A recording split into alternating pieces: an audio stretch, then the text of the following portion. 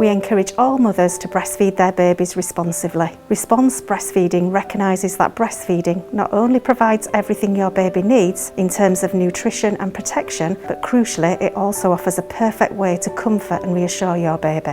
When you breastfeed responsively, you respond to your baby's feeding cues rather than following a rigid feeding schedule. Your baby might show you that they want to feed by licking their lips, sucking on their fingers, or by moving their head around in a motion known as rooting. Crying is a late feeding cue, and so it's always best to offer a feed at the first sign that they are ready.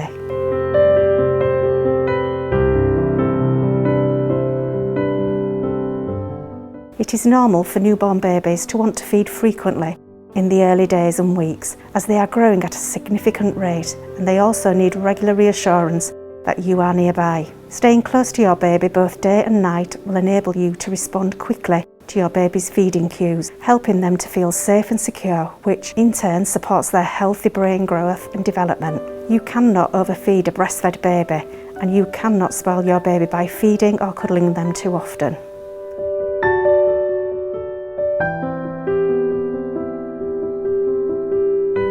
Feeding your baby responsively also ensures your breasts get the stimulation they require to produce a good supply of milk for your baby.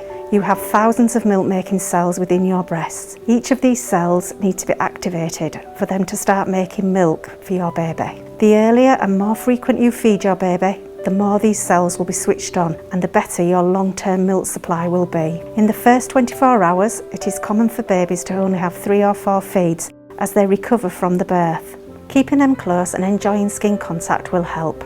After the first 24 hours, your baby should be feeding at least 8 times in a 24-hour period, though some babies will feed more frequently than this, whilst others may take a little longer to recover from their birth. If your baby doesn't show any interest in feeding, we would encourage you to stimulate your breasts by expressing 8 to 12 times in a 24 hours to ensure a good milk supply.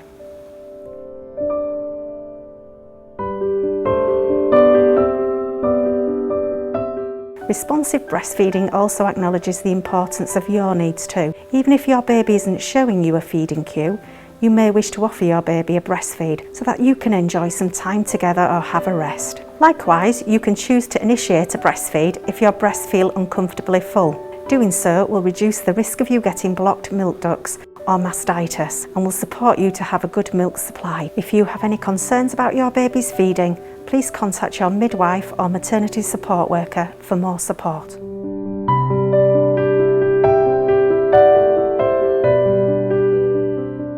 New babies need your support to achieve good attachment at your breast.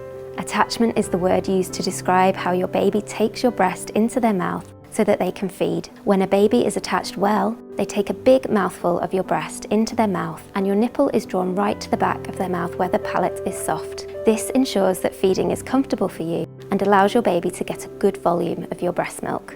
Good attachment relies upon effective positioning, or how you hold your baby at your breast. There are 4 key principles of positioning that need to be applied, and we can use the acronym CHIN to help us to remember them. C stands for close. It is important for you to hold your baby close to you so that your baby can take a good mouthful of your breast. Excess clothes and blankets, or even your baby's arms, can get in the way and prevent your baby from latching effectively. H stands for head free. It is important to avoid placing your hands or fingers on the back of your baby's head when breastfeeding. Your baby needs to be able to tilt their head back, lift their chin off their chest, and open their mouth really wide, just like we do as adults when we have a drink. It would be difficult for us to drink comfortably or effectively with our chin on our chest. I stands for in line. Your baby's head and body should be in alignment with no twisting at the neck. Again, this enables them to feed comfortably and efficiently. N stands for nose to nipple.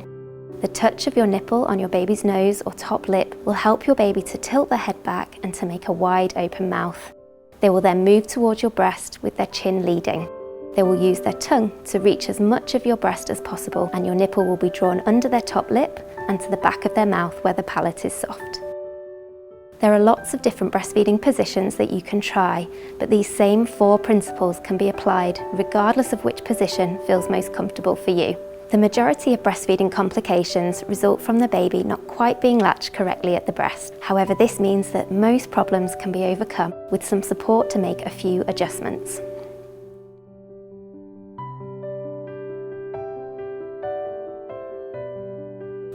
New babies have very small tummies that can only hold about 5 to 7 millilitres of milk at each feed. Colostrum, the first milk your breasts produce, is available in small volumes, but it is full of concentrated goodness and provides everything your baby needs in the first few days. Larger volumes of milk will be produced the more often your baby breastfeeds. Your baby's tummy will grow during the first few days and weeks so that it can hold more milk at each feeding. By about 2 weeks of age, your baby's tummy will be able to take approximately 60 to 80 millilitres of milk, though they might not always want this full amount at every feed. Lots of new mothers wonder how they will know if their breastfed baby is getting enough milk. Luckily, there are a few ways to reassure yourself that your baby is feeding well. Listen for the sound of your baby swallowing. As your milk volume increases at around day 3, your baby will start to swallow more frequently. If you can hear them swallowing after every 1 to 2 sucks, this is a good indication that they are getting what they need. Speak to your midwife or maternity support worker if you need support to recognise the sound of your baby swallowing. The number of wet and dirty nappies your baby is producing can also be a good indication of how much milk your baby is getting. In the first 24 to 48 hours, your baby will probably only have 2 to 3 wet nappies. The number of wet nappies should then start to increase, with at least 6 wet nappies in a 24-hour period from day 5 onwards. The colour and consistency of your baby's stool or poo will also change during the first week if your baby is feeding well. The first poo your baby has will be black, tar-like stool called meconium. As your baby takes more milk, their poos become looser and change colour from black to green to brown and eventually to a yellow by about day 4 to 6. By this stage, your baby should be having at least 2 poos a day. Some babies will have many more poos than this, and that is absolutely fine. If your new baby goes for longer than 24 hours without having a poo, please speak to your midwife or maternity support worker, as this may be a sign that they're not quite getting enough milk. Your baby's weight can also provide an indication of how well your baby is feeding. It is normal for babies to lose weight when they are weighed at about day 3 of age. From then on, if they are feeding well, they should start to gain weight, reaching their birth weight by the time they are about 2 weeks old.